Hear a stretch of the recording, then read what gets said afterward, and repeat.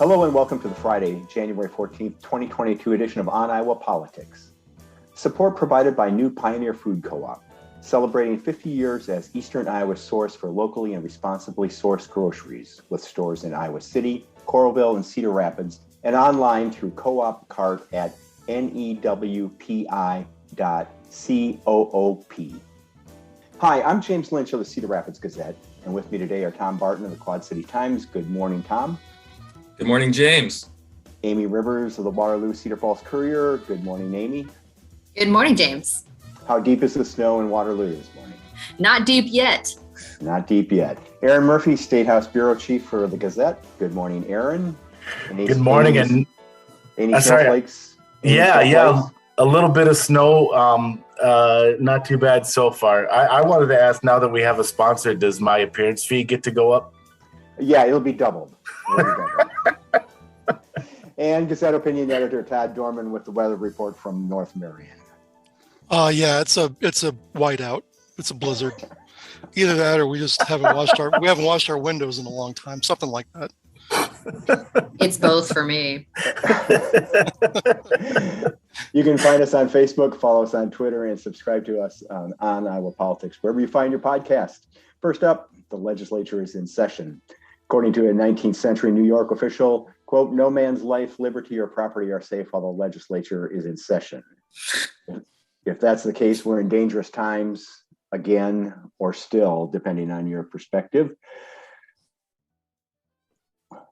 The legislative session opened Monday with what passes for the usual fanfare, leadership speeches with promises of bipartisanship and apple pie, or at least most of the speeches. Erin, you listened to the Senate speeches from a distance, but more on that later, where Senate President Jake Chapman warned of a, quote, sinister agenda being pushed by the media and teachers right before our eyes. What the heck are you doing over there, Erin? So I'm going to allow myself to editorialize just a little bit here, and I'm going to say if those groups are all part of a sinister agenda, it's also a stupid agenda because we chose to infiltrate the two of the lowest paying professions in the world in order to accomplish our means. So I feel like if I was part of a sinister agenda, I'd be it as some within an engineering firm or something like that. So. Yeah. Get paid better, right? To be sinister, yeah. Yeah. People should pay. Few of the Marvel villains, work in public schools or I mean, Clark Kent was a newspaper reporter, but okay. I guess maybe J. Jonah Jameson would be the exception, right? And that was certainly interesting and got a lot of reaction, as one might expect.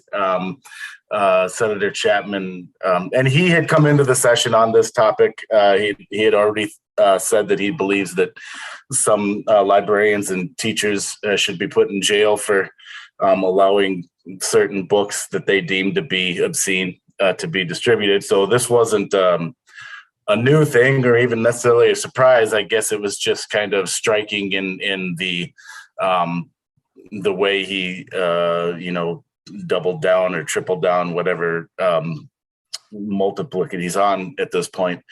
Like you said, by saying that he later said he wasn't speaking to all teachers, but there are clearly some who have a sinister agenda. And I'm sure that puts a lot of the education field's minds at ease, knowing that he wasn't coming after all of them necessarily with that. But yeah, I mean, that obviously had a huge reaction. Teachers and administrators have been reacting all week to that. And it's going to make that topic interesting too, moving forward, because at the end of the day, that's words of speech. And they have their own chilling effect. And eventually we're going to see legislation on this too. So it'll be interesting to see what that looks like. Governor Reynolds made a proposal on the topic in her condition of the state, but it's as far as what she's requiring in that proposal goes, it's fairly mild or unobtrusive, I guess is what the way I'd put it.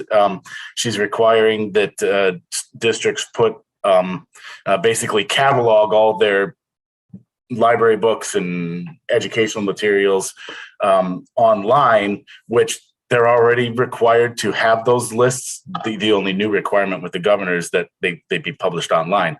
So what she's proposing isn't super intrusive. Now, that's just her proposal. Obviously, it'll be interesting to see what Senate Republicans propose. It's interesting, too, that yesterday when we were recording Iowa Press, which you can watch this weekend on Iowa PBS, we asked House Speaker Pat Grassley about this. And his comment was, quote, "From my perspective as the House leader, some of the other conversations about criminal penalties and those kind of things, that's not the conversations I want to have in the House." So it doesn't sound like President Chapman is going to get much support across the rotunda. Then he's not speaking for the entire legislature when he calls for rounding up teachers and journalists and I don't know what, hanging them in the public square, but tar and feather. Yeah, I heard, just to piggyback on that, I heard something very similar from the House Education Committee Chairman Dustin Hite, basically indicating that they're not in the same place as Senate Republicans on this. Yeah. Aside from Chapman Screed, anything stand out in these opening day speeches? Any enlightenment for Iowans? The one thing I will say, and I'm not saying good or bad or otherwise, but just as far as content-wise, Governor Reynolds' condition of the state address was pretty meaty. There was a lot in there and some big stuff. How much of it ultimately makes its way to her desk, obviously, is a different matter. She's done that before. I mean, the proposal, I think this was 2 years ago now. The pandemic has just completely destroyed my concept of time. But I think it was 2 years ago when she proposed the big sales tax shift and filling the Natural Resources Fund. That was obviously a huge proposal that went absolutely nowhere. Last year was the big ethanol mandate that ran into trouble at the legislature, although that one's back. But so the point being, it's one thing to say these things in a speech. It's another thing to get them legislatively approved. But she did put some big things out there. Obviously, the income tax thing being one huge one in particular.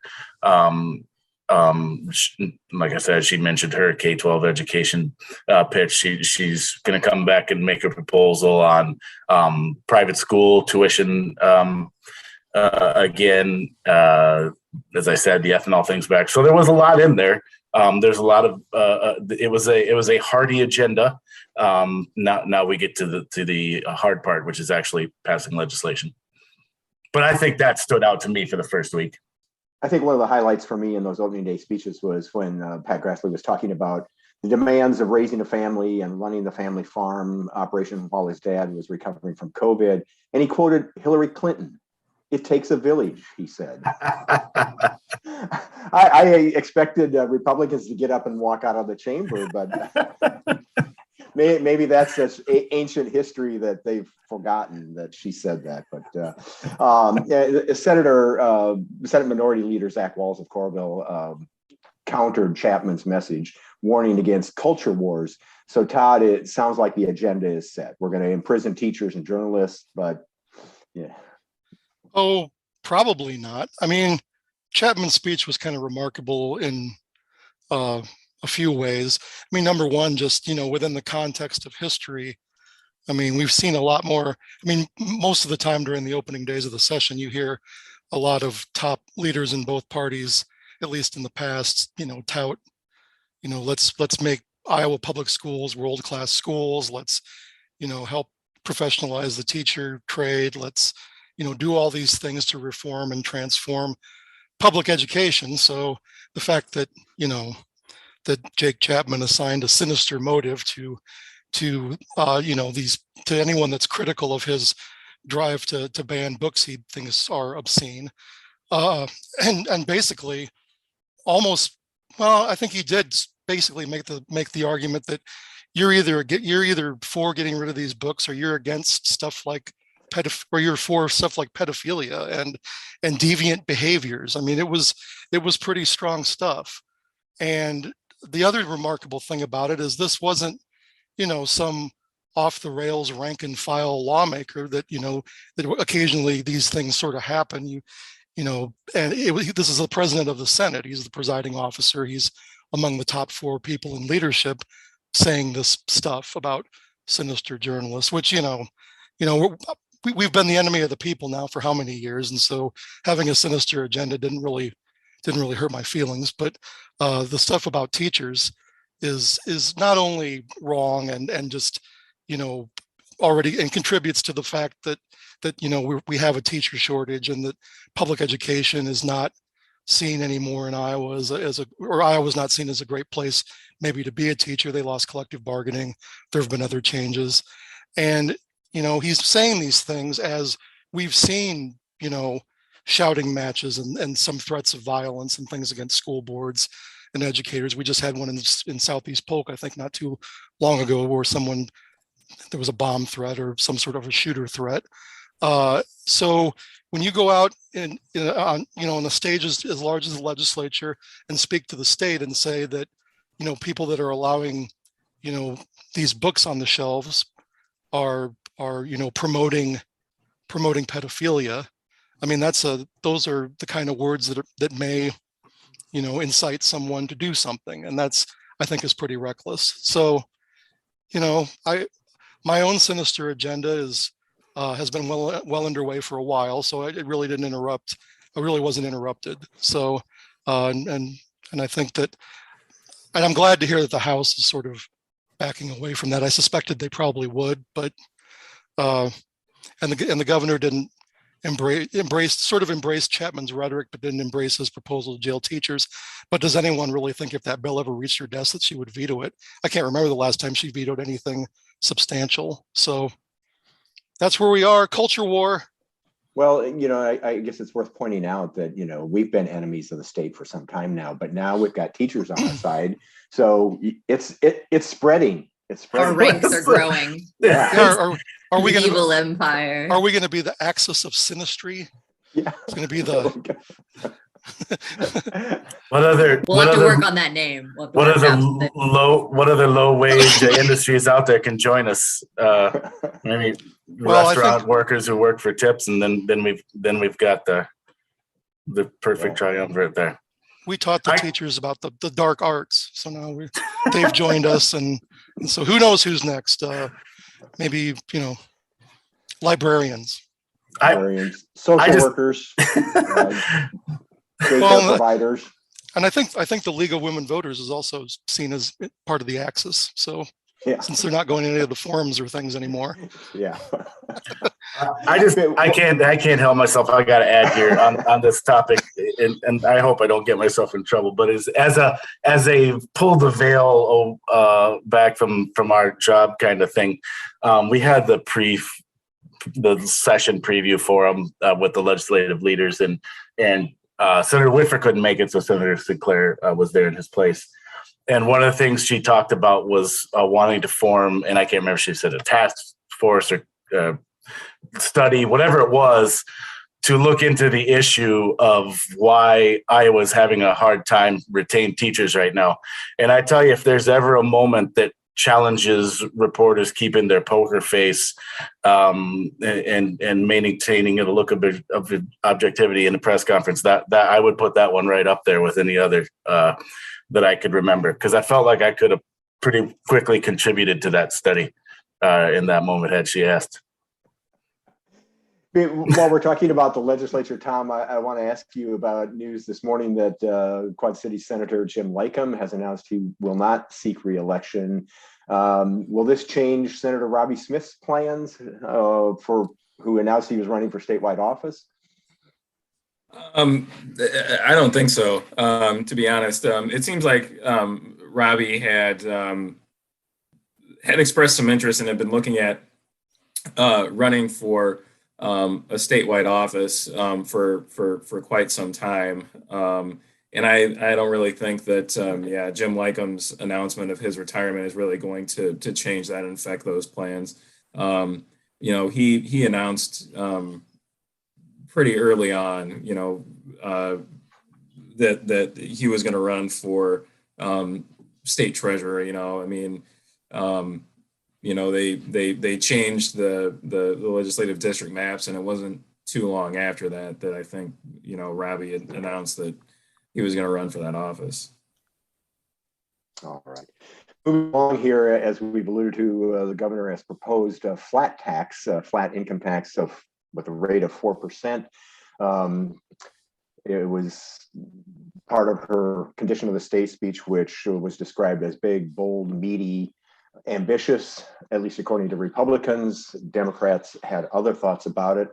The highlight was her proposal to phase in the flat tax that she said would save Iowa income taxpayers $500 million the first year, and fully phased in, it would save about $1.6 billion. Steve Forbes would be so pleased with her. Dating yourself there. Yeah. Well, I'm just glad everybody caught the reference. But Todd, a 4% tax rate sounds inviting to a lot of middle class and wealthier Iowans. There's a sense of fairness in the rich guy paying the same tax rate as me, as my boss paying the same rate as I do. Do Democrats run a risk that if they don't jump on board this train, they're going to get run over by it? Well, you mentioned Steve Forbes. I think, didn't he used to say that he was going to take the tax code out, shoot it, and bury it behind the barn? I think that was drive a stake. Drive a stake through its heart, and there was all sorts of graphic imagery about what he was going to do to the tax code. The problem, I think, what Democrats are sort of seizing on, and then some of the details of this are a little sketchy. We've got multiple tax brackets that are over 4% that will go down, but we also have 2 or 3 brackets under 4%, and I haven't read much about whether those taxes will go up then for those lower income brackets. I guess if she's saying that this is going to be fair and flat, you would assume that that's going to have to happen. And already, if you look at the full tax picture, which Democrats are arguing, if you add together, state and local taxes, including sales taxes and those sort of things, folks on the bottom rungs pay a higher percent of their income in taxes than folks at the top of the ladder. So progressive Democrats are going to make the argument that this is going to benefit a lot of wealthier people, some middle class people, but it's also going to harm people at the bottom of the ladder. And it's also being done at the time when we're talking about cutting unemployment benefits by 2 months and some of these things that they want to do to get lazy Iowans out of their hammock, as the governor mentioned. It's hardly hammock weather, I would add, but maybe someone's out there. So I think there's going to be a debate. It wouldn't surprise me in the end.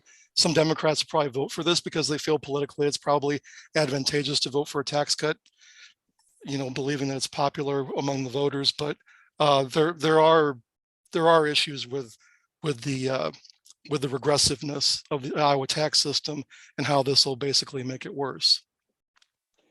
Erin, there are 10 states that have a flat tax, and interestingly, at least I found it interesting, that there's a mix of red states like Indiana and Kentucky and blue states like Illinois and Massachusetts that have the flat tax. Have flat taxes produced the kind of results that Governor Reynolds and legislative Republicans are talking about? And they're talking about it pretty openly, that this is a step towards eliminating the income tax down the road. Has anyone gone taken it that far? Yeah, so that's stay tuned. That's something I'm working my way through as we speak, and for a story on the weekend. But it appears that the evidence is murky at best on the impact of these kinds of things. And as you noted, it's a wide variety of states that have them. It's red and blue states that have them. So it's all over the map. And the other problem is it's difficult to make an apples to apples comparison, because you can't just look at that one tax rate, because each state has its own different kinds of deductions and credits and all those other things that go into what each individual ultimately pays in taxes and what kind of effect that has on the greater picture. So I guess the short answer there is I don't know. That's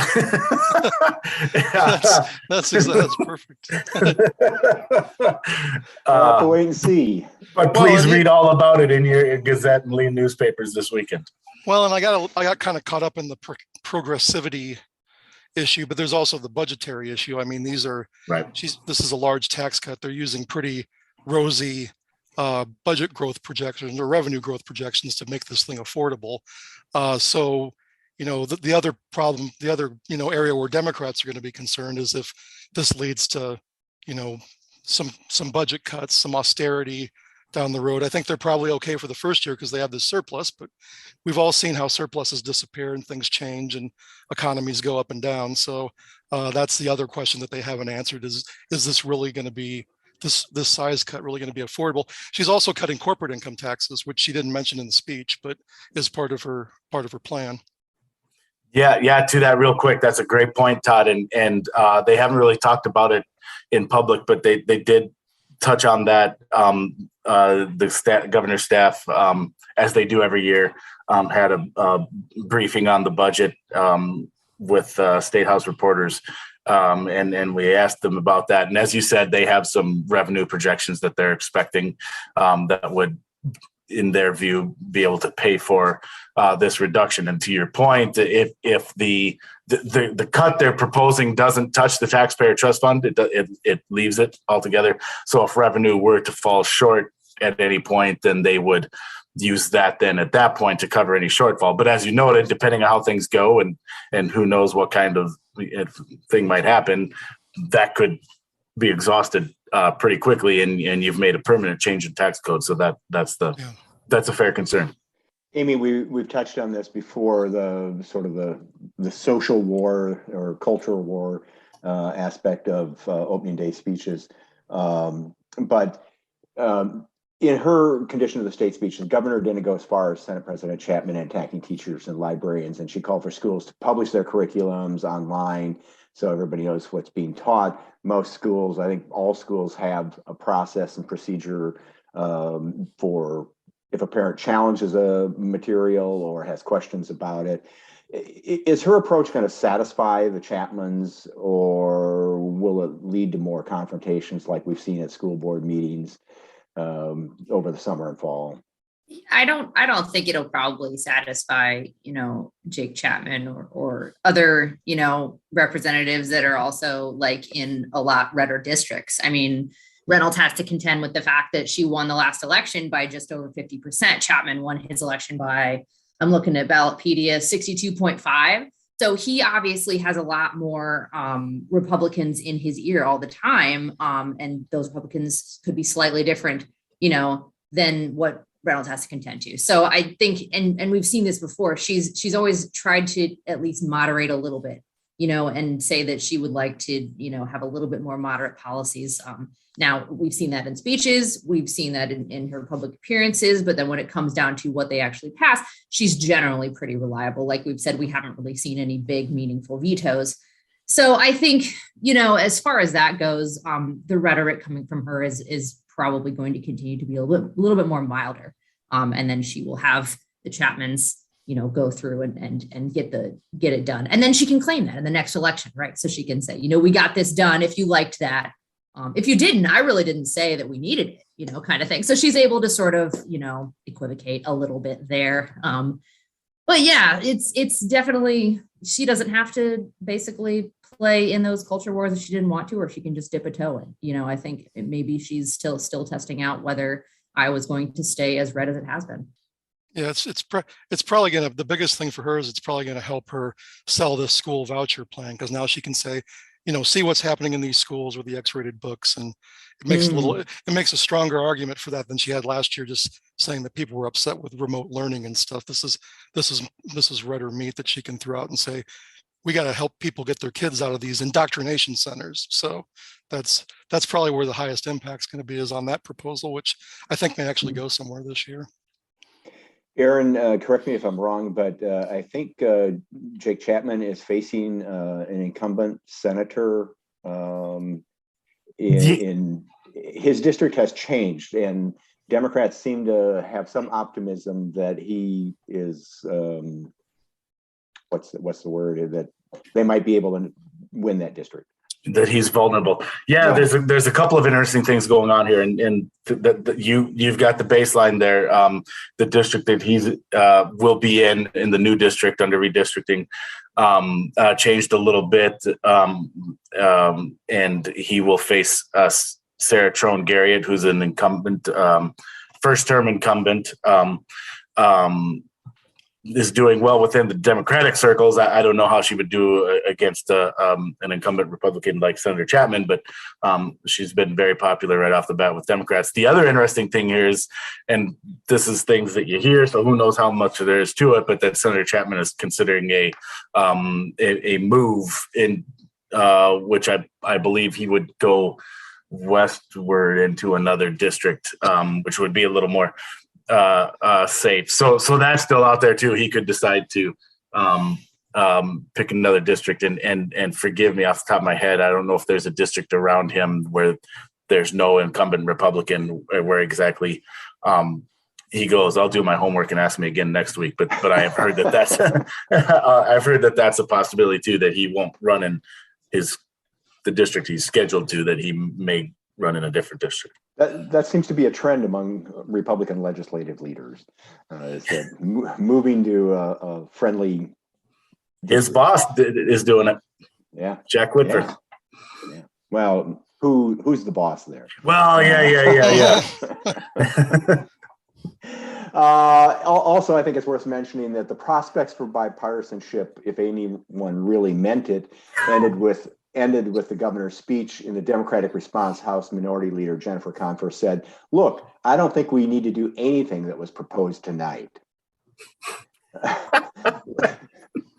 Later, she did. Does that mean Democrats go home then for the session?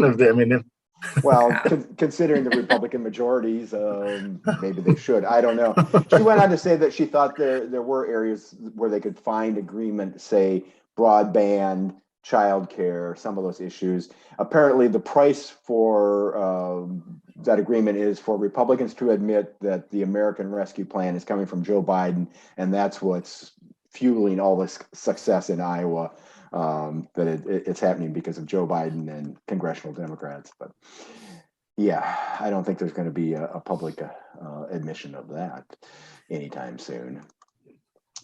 Also this week, a pair of Iowa Congresswomen, Senator Joni Ernst and Representative Marionette Miller Meeks, went to the floor of the Senate to attack Democrats' efforts to change the Senate filibuster rule to clear the way for voting rights legislation. In a floor speech, Ernst accused Democrats of using, quote, fake hysteria to blow up the Senate and fundamentally change our country. It sounds rather sinister. In their effort to promote election changes that are unpopular, unnecessary, and unacceptable. They have some experience, if not expertise, in that area. Ernst is a former county auditor and commissioner of elections, and Miller Meeks won her election by 6 votes after recounts in the 24 counties of the 2nd district. Miller Meeks called the election changes Democrats are pursuing, quote, partisan power grab. Tom, what's their beef with the Freedom to Vote Act and John Lewis Voting Rights Act? So the pair claim that Democrats' proposed election reforms would undermine states' ability to run elections and would overturn state laws and election procedures. They contend safeguard voting and promote confidence in the integrity of elections. That includes Iowa's voter ID law and tightening rules related to voting by mail, limiting a voting method that has had growing appeal after many states expanded those options to make voting safer during the COVID-19 pandemic. Democrats, including U.S. Representative Cindy Axne of West Des Moines, argue the efforts in Iowa and other states restrict ballot box access, and that legislation, including the John Lewis Voting Rights Act, is needed to restore voting rights and combat voter suppression.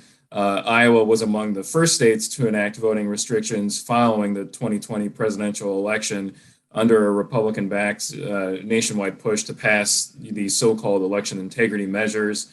The new law enacted last spring shortens Iowa's early voting period, shortens the period to request mail-in ballots, restricts the ability of county auditors to establish satellite in-person early voting sites, and bars election officials from proactively sending ballot requests, among other provisions.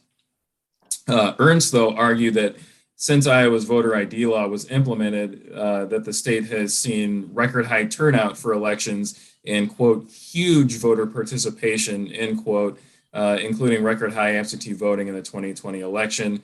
Ernst, too, pushed back on the notion that voters are being suppressed in red states all over the country, noting states like Delaware and New York, home to President Joe Biden and Senate Majority Leader Chuck Schumer, respectively, make casting a ballot more difficult. So, Tom, given that Democrats control the agenda, but efforts to change the filibuster rule seem doomed, was this just political theater? I think so. As you mentioned, the prospects of changing the 60 vote threshold in the Senate seem doomed. Biden and Senate Democratic leadership can't seem to shake resistance within their own party from Senators Joe Manchin and fellow centrist Kyrsten Sinema. And despite Biden's private visit with Democratic senators this week and next week's floor showdown on election and voting legislation and possible rule changes, Manchin and Sinema are only digging in. So, yeah, to some extent, I think that, what you saw from Ernst and Miller Meeks was political theater. Also this week, Tom, you talked to Senator Chuck Grassley, and he explained how that as a champion of term limits, he has served in elected office for 63 years and is seeking an 8th term in the U.S. Senate. So how many terms before he's term limited? Yeah. So Grassley on Wednesday, as you mentioned, marked 63 consecutive years in public office. Grassley, who is 88, was sworn into the Iowa House on January 12th, 1959, at the ripe old age of 25.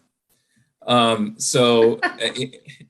he would be 95 at the end of his term if reelected, and would have served 70 consecutive years in public office. He was asked about this on his weekly conference call with Iowa reporters, and was asked about term limits, which his Democratic opponents in the race have been pushing for and kind of knocking him on. So he mentioned that he has voted for and supported proposals limiting members of Congress to 12-year terms. That'd be 2 full terms in the Senate, 6 in the House. During this conference call, the reporter said that, quote, "and I did that because I believe in it." However, those plans either didn't make it out of committee, were tabled when they reached the floor, or they fell short of the 2/3 majority needed to begin the process for amending the U.S. Constitution. And then, asked, okay, well, if you support term limits, why are you seeking an 8th term? Grassley said that not seeking reelection absent term limits would deprive Iowans of strong, effective leadership in the Senate to advance policies that benefit Iowa families, farmers, and businesses. He said, quote, "You would be diluting the influence of your state if you decide to quit after 2 terms when other people don't have that." He said that he's looking to the future, working for Iowans, and that no one can help Iowans in the U.S. Senate more than Chuck Grassley because of his seniority and being able to advance again policies for Iowans. And as I mentioned, his Democratic opponents in the race, have hammered him on this issue. Democratic former Congresswoman and state lawmaker Abby Finkenauer, in a statement, said that, quote, 47 years in Washington, D.C. is too damn long for anyone. And he said that I don't care who you are or which party. I don't think that he even knows why he's running, and Iowa deserves so much more. If I can just interject there. Sorry, Tom. I appreciate why Abby's saying that, but if she's saying that should apply to either party, I wonder whether that applies to her president and right. How long he's been in Washington. True. Yes. Yeah. Pretty much anybody in the Senate. You look at leadership in the Senate; they've all been around for eons. Yeah. But, yeah. Yeah. So, well, I'm sure as he's winding up his 8th term, Grassley will still be defending his tenure in the Senate and living off, as he called it, living off the government teat. So moving right along here, banned in the Senate. It appears the House and Senate have different standards. A number of years ago, under Democratic control, I believe, the House adopted a rule prohibiting lobbyists from entering the chamber, even if only passing through from the rotunda to the offices behind the chamber. They're welcome to walk through the Senate, but reporters are banned. That means Erin is banned from the Senate chamber. How's that going? You miss it? It makes me feel special, like an LGBTQ school library book.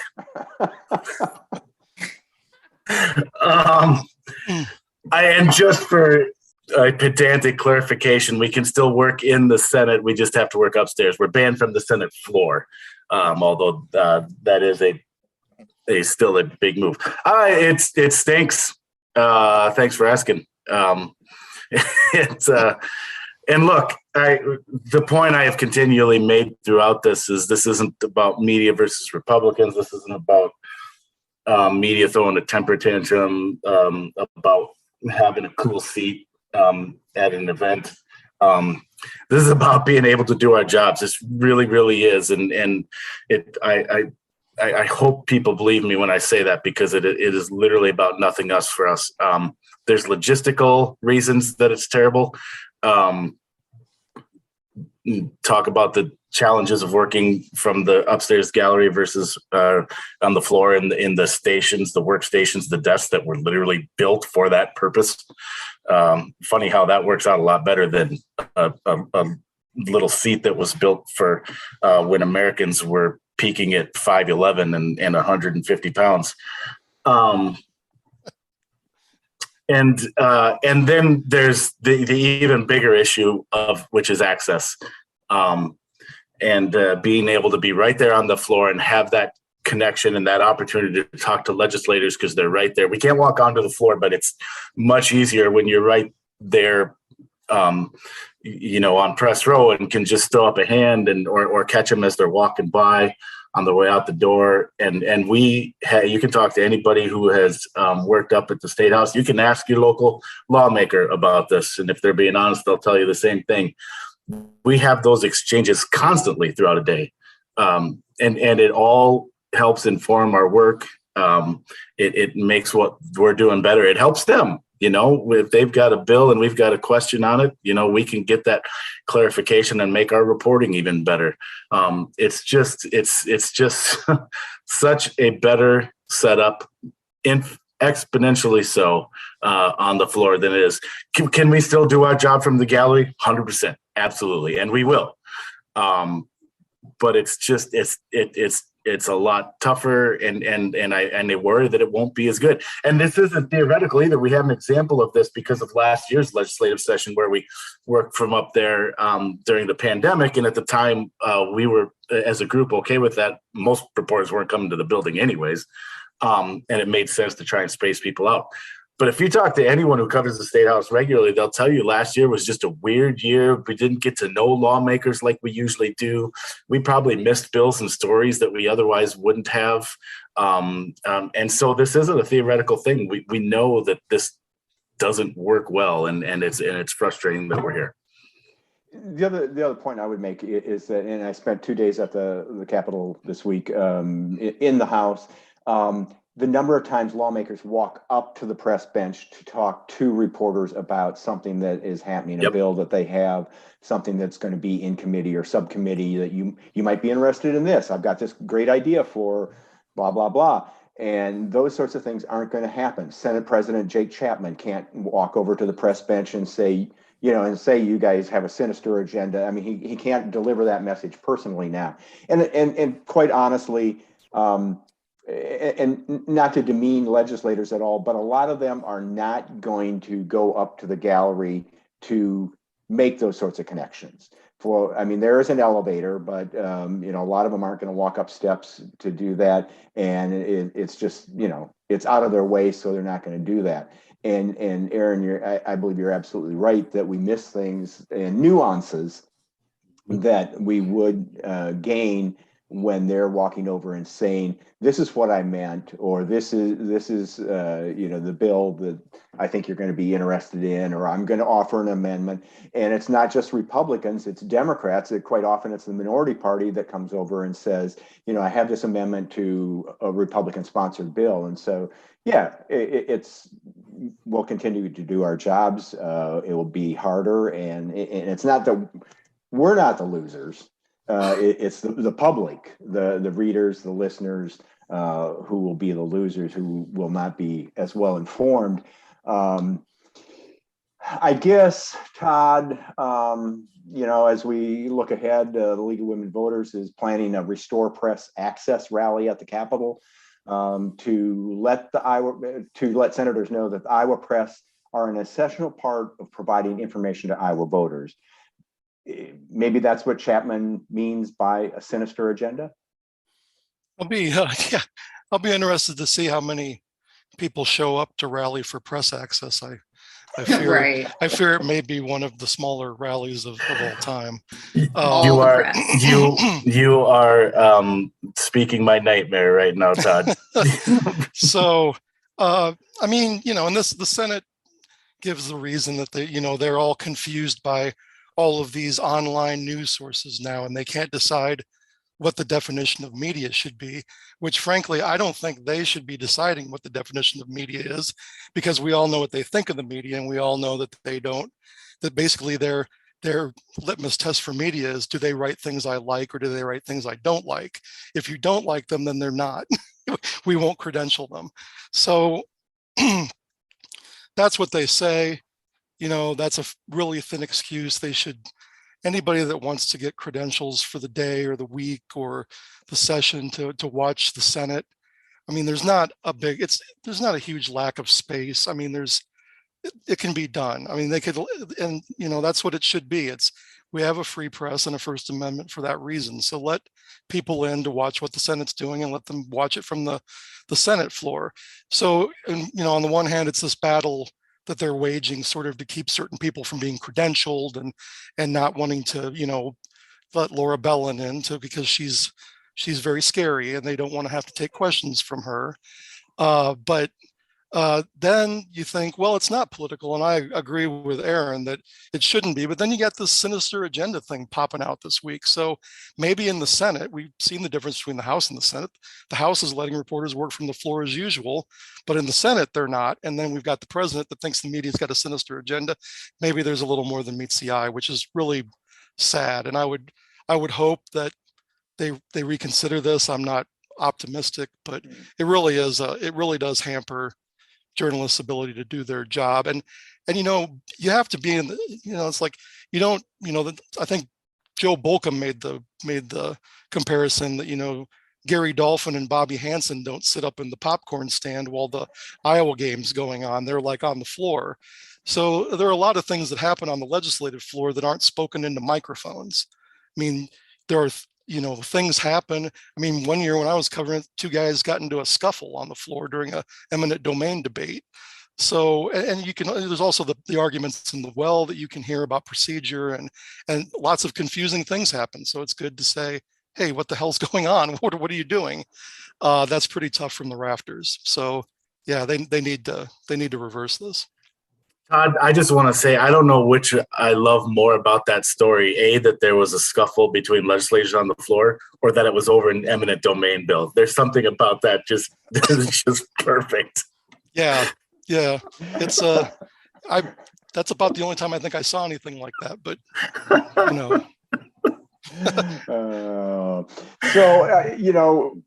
as journalists, contrary to what Senate President Chapman might believe, we're all for truth and openness. So, Amie, Tom, Erin, Todd, you want to confess your sinister agendas? My sinister agenda is I only go to some events just for the free food. That's my sinister.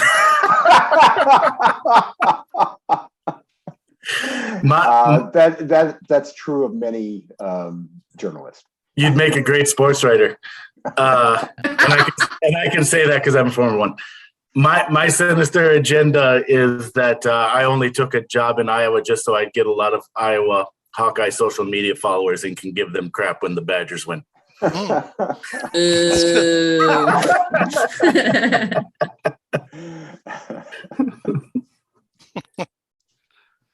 Well, it's small consolation, Erin, but at least when you're banished up to the gallery in the Senate, you can wear your Members of the Sinister Media t-shirt from Ray Gun.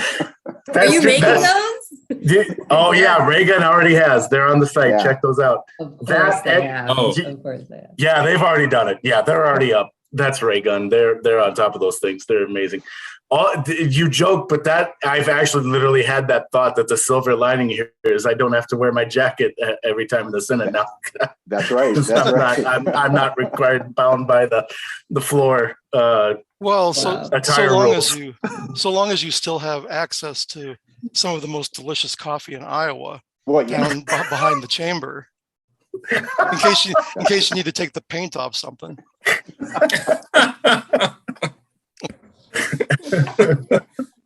Yes. Legislative coffee. It's why I work there.